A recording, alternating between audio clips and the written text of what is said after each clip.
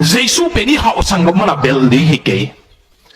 Hovel vozon na inga no mana Jesus building hi ke hi le jong min Jesus ong bel chang amo leitung lama jong pachenin mok ko ituan lo e o bo khat bel pashenina azon ding poi ama zong le hoi zo in ta chi te bel zong sak the pashenin ai hang hao le tiwong sa ta gai ve ven te chi te jong hao sa phe mo ba sianin a hi ke le ISM khat pe din bangale amin kamang hila to marte ISC na kito pa thuge nung sepen evangelist ung sepen aman ahin kwa IS pa na ong kum khia chu pe din pasian min thang sak hi mo to pa wa jong na pia hi mo hoi e to jong ai hang mi zong khat pasen alap to zong pasian thu pi na kilang ve ve itel siam ya to hi na jesu nei teng bel haw lo ding jesu nei teng bel nuam sakin ding hi lo to ding de imana jong jesu na belu le na bel daru ding ngei lo ding jesu sunga jong piang thang na tak tak ama sunga nok sang na tak tak jong nei lo ding hi le jong jesu nei tak tak te leitung a jong thupa wa jong la ki sama sa be pasen en dom tuan lo he to pen the privacy pen tuang su suk ding ke Eric Liddell kichi pen ama the flying Scotsman kichi na Scottish day hin ama pen 100 meter race hat 100 meter race te hang mo to pen Paris Olympic ama Scotland gamte tanga Paris Olympic 100 meter race tai ding ang pai ve toilai pasal te sport dong lut kwa tengom UFC la okay katha Israel adasanya to ki bang doya siam ni yo na McGregor to ki bang zamo si mai hi ama pen 100 meter race ading agaminung sol hin jong hata hate ve Eric Liddell pen to pen Paris Olympic tai dinga ki thoi to pen aman university akai la ya pasian to am aki kam commitment nei na banggen yam chile Sunday pen game siang thoding bang ma hi lo ding to pa be ding Sunday ya chi aman commitment nei Eric Liddell mo Paris Olympic ding ong pai chianga ama 100 meter race te akai ding ni penu Sunday hi kha chi che to pen Eric Liddell in banggen yam chile cái Sunday pasian kabiak ni tai lo din chi vele abang kum bi de government is mo garik tayo Sunday khat lam tak pasian is ong ngai dam thein te chi Sunday pasian kabiak ni tai lo din Sunday kong exam piak the lo chi lo kayo ama Eric Liddell ama to pasian ti kala commitment na ball pe aya to pen ka yen pen Sunday pasian kabiak ni tai lo din chi vele mai atai ding yung hita tayo lo tak tak eh valving winter mita 100 meter sa tayo lo hilo ayo to ay pen Olympic ayo adam sum Olympic adi nga prepare eh to adi nga exercise din jogging pa din sprinting hi din isang sim ni tak sim tayo din Olympic atuk tuk pen tundi hita pasya na biyak niya hi mo na nusing amay man ito isang yan tua pen agam te na hitsi bang hitei ke ichi 100 ong tai lo tak tak chang nang hat na nang expertise nang professional na lam ka pa nang profe na nang profe na hi ke le jong 400 pen wata in chi ama azong atai ding ang ki thoi ong kisa asangam nun lilin hi da ve chi le asangam nu he nem lili God has given me a gift he make me fast pasian in kelet song Philphone pia kadong pia hi ong hat sa kahit 400 meter race ama professional na hilo Olympic level ko anang professional na lo kimol pen bang sigente dinga Messi to Conor McGregor UFC kiswa sagle mo kona zo dia le Liverpool fans bang zaom zanitag na ano hiya Messi to Conor McGregor UFC kiswa sagle hiteno de mo Conor McGregor jong Messi to football ki dem sagle hitelo de to nan de 100 professional to 400 professional te dibang da we atai zel jogging pai zel na mu le ke jong jog zel na khat de sprinting le marathon ki bang da we mo half pop sprinting hathi 100 hathi 400 te ke na tai ding hom atai dinga ki thoi om lilek gong ha go ongi om siu siu Chariots of Fire ki chi movie and leo chin Eric Liddell biography ki bo le Academy Award jong la om sing sing to la ya phei tom teu sing ta buang mo imagine leo chin ngat sing sing mo tua pen atai dinga om lai pen ama Eric Liddell pen nui siu siu den ne da hun nei lo ma bang te om siu siu den tai dinga ki thoi hita a gunshot pen nga kita pen America te coach hat no paina a huta sum no sendeu lai dal va ko yeve lai dal va ko Eric Liddell jong atai ma a en le First Samuel pasianina Samuel kianga kayong za tak te ka za tak te nga kayong simmo te ka simmo de he chi pen kikel him that honor me I'll also honor him that despise me I'll also despise no First Samuel Eric Liddell to apena huta lenin to pa kazo le na nga kazo ke de song na nga ding cha ta ye atai le aman banggen hiam chile 200 tan pen ka hat na to ka taim 300 apata ong puwa khatom je Eric Liddell gold medal alak kia hilo 400 meter race war record thakong seteve Eric Liddell na ite siamya tua zo changa ama China missionary akwan Olympic gold medalist missionary akwan jail watang Japanese ten jail akoyu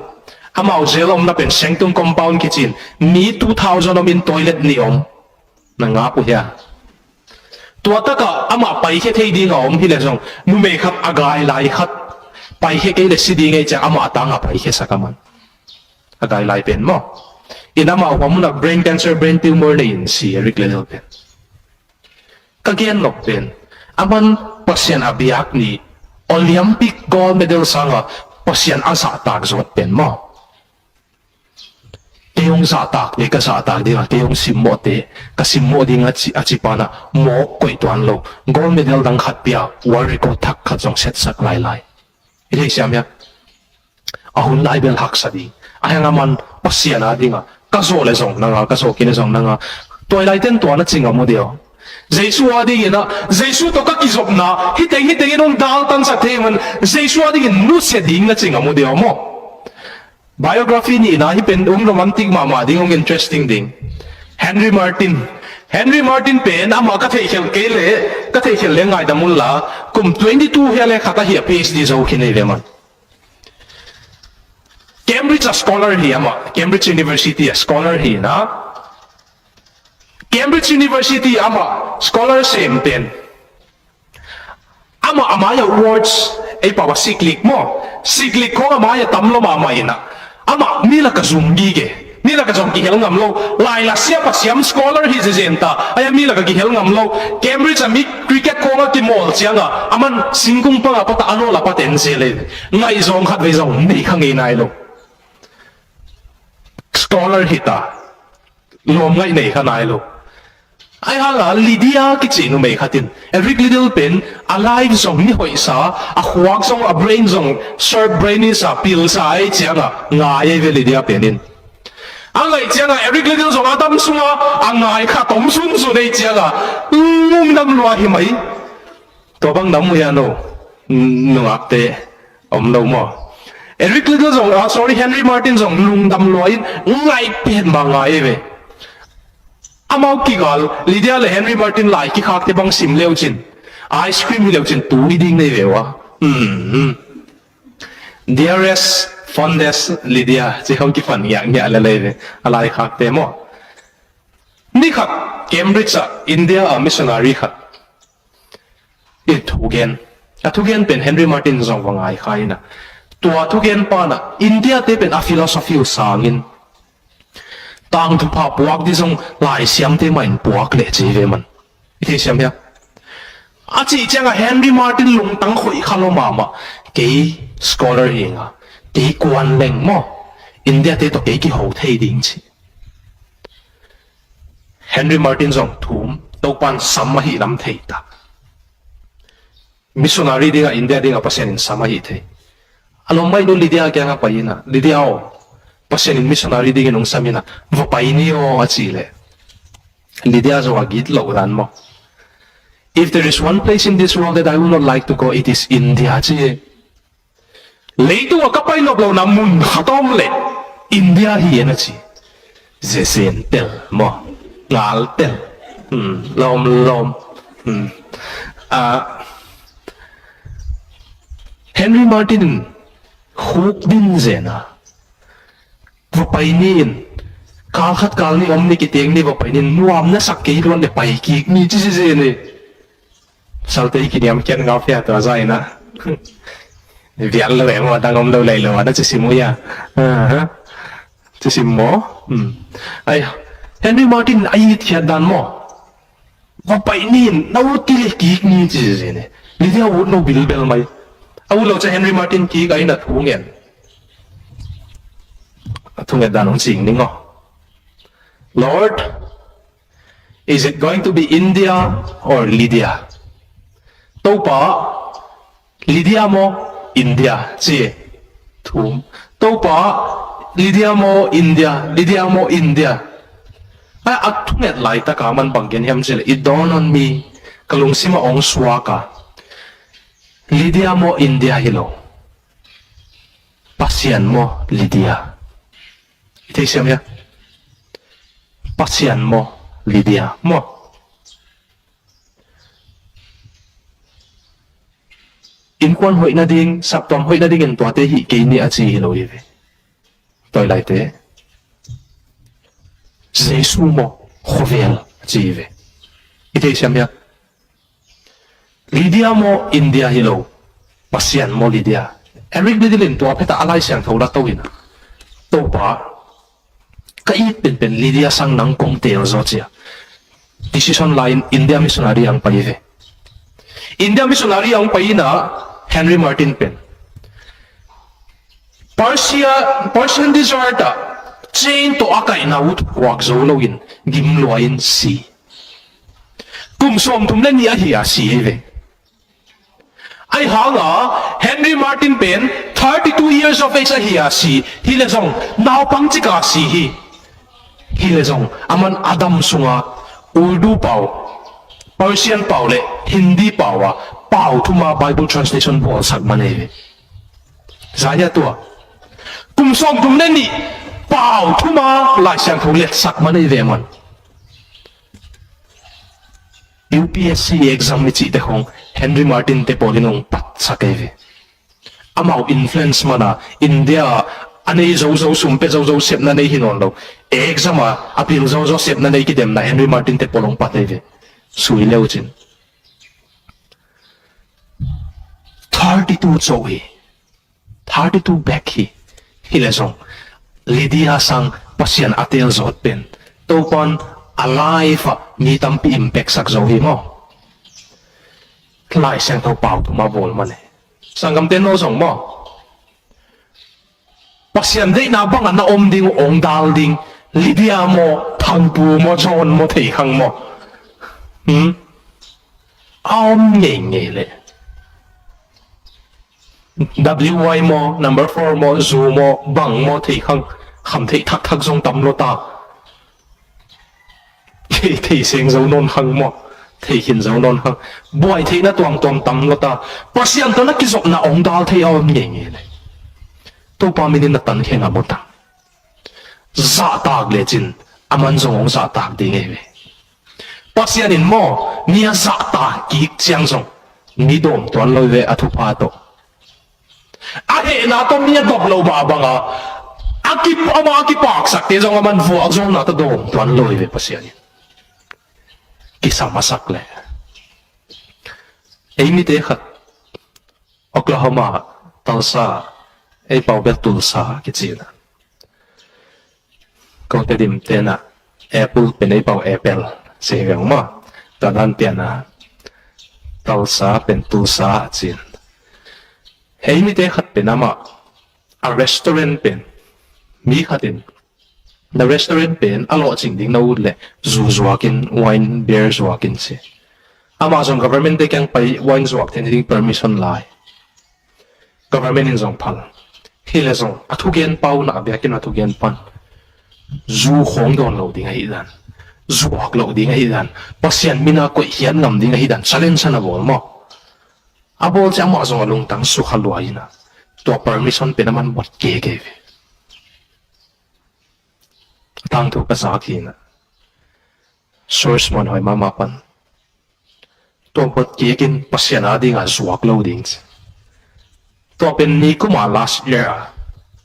Oklahoma City State restaurant tamatam Japanese Korean Chinese American whatever tamatam to atela ka restaurant hoi pen kitel namin to Amy pa pen top 10 na pangeve aman zuzuak no bebe zaya to pen pasien mina to ako hian ngam mo to bansa takik veve Amy hat Burma piang hat